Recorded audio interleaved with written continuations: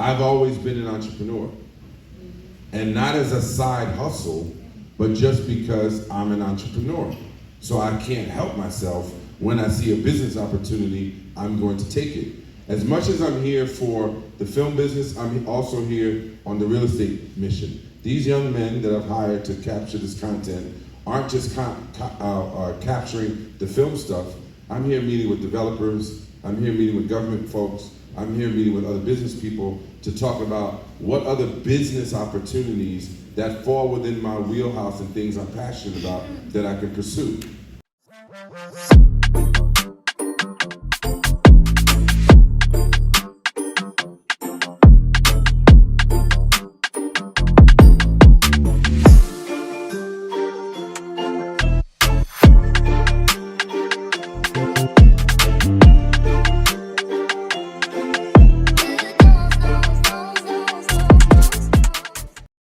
Welcome back to 4TV Tales Lovers. For new members, welcome to our warm home. I can't wait to have you join our family permanently.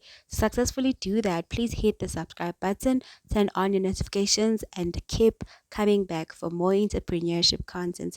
Please enjoy this episode. Through the use of his many talents as an actor, filmmaker, musician, activist, educator, inspirational speaker, serial entrepreneur and author. In South Africa, we often call that a multi-hyphenate, and that's a very multi-hyphenate. So, introducing Malik. Please come here.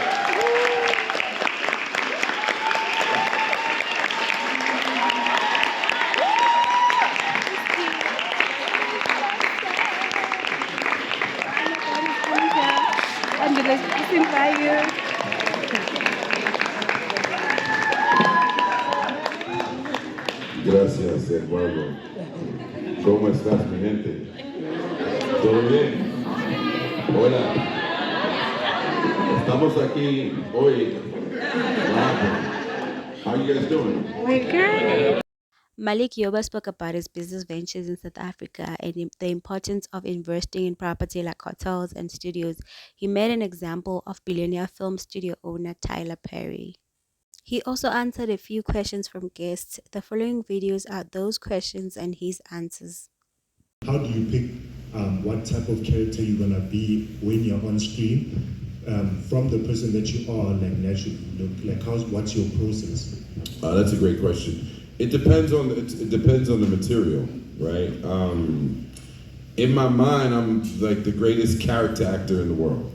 That's the story I tell myself, right? I believe I can do anything, be any kind of character, but I'm not always given the material, right? If someone else is writing it, to be any character. But it depends. It's a combination of things. The script itself can give you a certain amount of information, either from a character description that you might find in stage directions, right?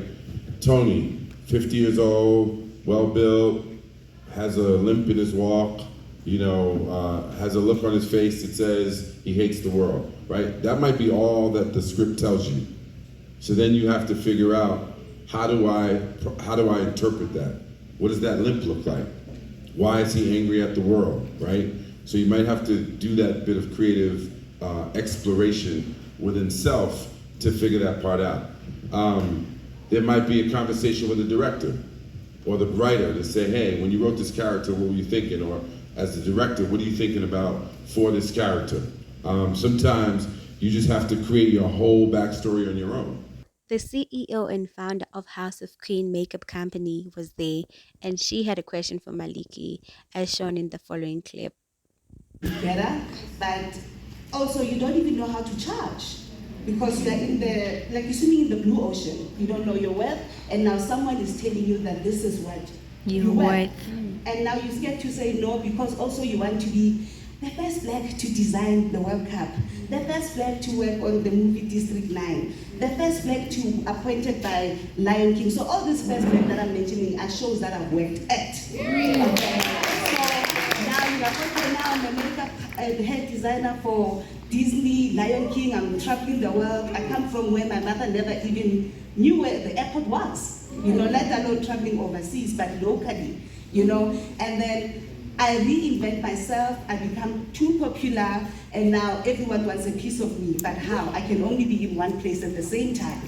And then I'm like, okay, let me create loans. Now you approach the government, you approach other companies to say, can you give me money so I can teach? What are you teaching? No one is understanding, you know. I'm like, we can teach something that we don't have in this country, which is like special effects and all sorts of things. And no one is understanding what I'm doing. So I take my last cents, I'm a teenage mom, so do I decide whether I stay and raise my child, or I go to Hollywood, where now South Africa will take me serious. Then I leave everything, I go and study in LA. Then now I qualify, and now everyone is taking me serious. Now come teach what you've learned. At what cost, at whose cost, you know. So now I'm back. You've seen Shaka Ilan, right? Yes,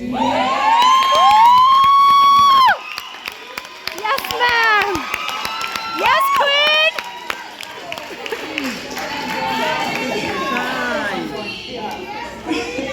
Then I get an opportunity to design a show of that magnitude. Now I'm tampering into our ancestors. Now I'm bringing back history. Now I'm evoking the spirit. Okay? So then this is on me to make sure that the success of the show rely on the authenticity, and I'm intentional with everything that I'm doing.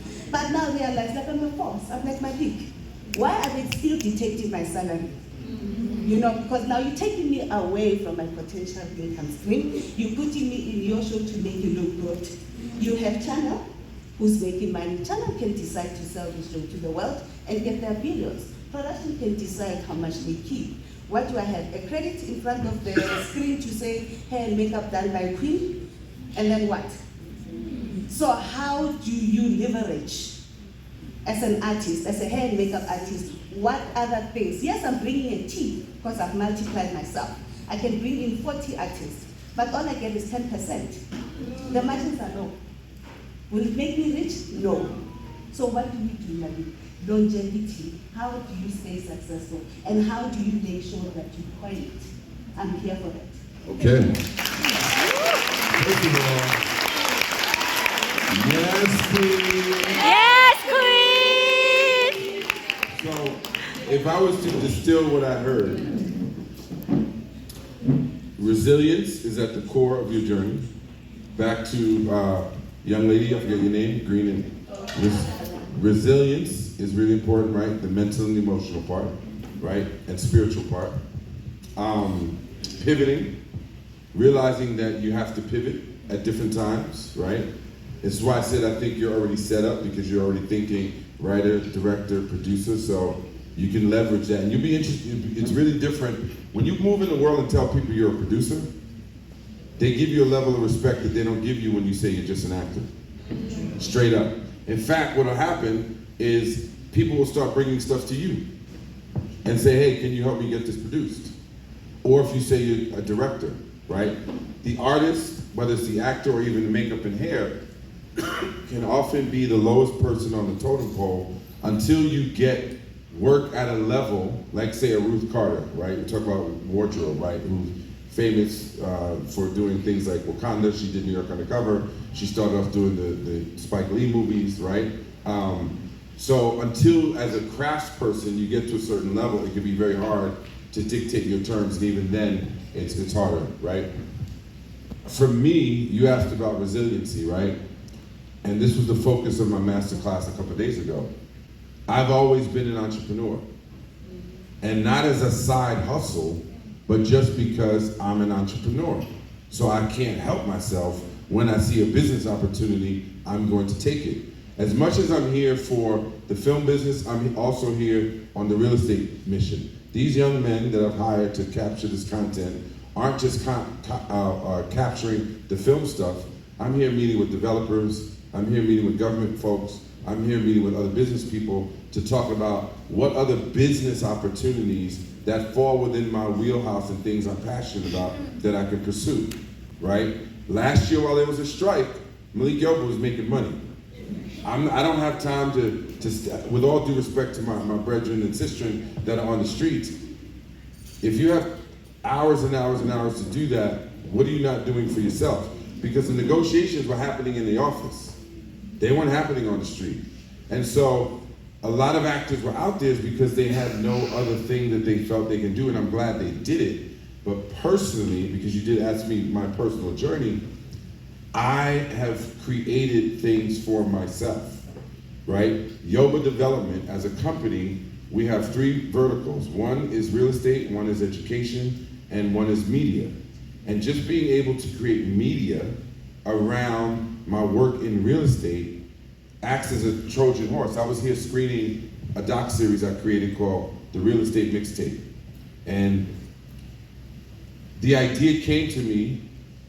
Build your own generator? What just happened? Okay. Are you prepping for the film? Basically, she's like, shut up. And play, I know you would never do that to me. But, quick little story. I was shooting a show called God Friended Me, where I was playing a real estate developer. And it was one of those moments where art imitates life. This is what I'm telling you. What is for you will not go past you. I did not audition for it. It showed up as an offer. I start reading the script, and I realized that the character in the show is saying a lot of the things I say in real life.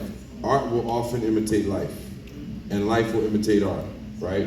And so the character's talking about how important it is that we have a seat at the table, that we create and work together. And I'm reading this script, I literally push my computer away from me and go, God, I see you. Because literally, what I say is showing up on the page. While filming the show, we're filming at a place called Steiner Studios, which is in Brooklyn.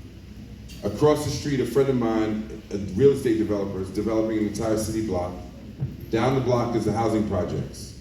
And I start thinking, how many people walk from the housing projects, past film sets, past construction sites, and have no idea about either space?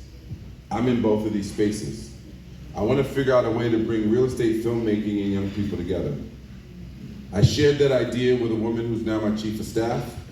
Her name is Leslie Ann Dunn.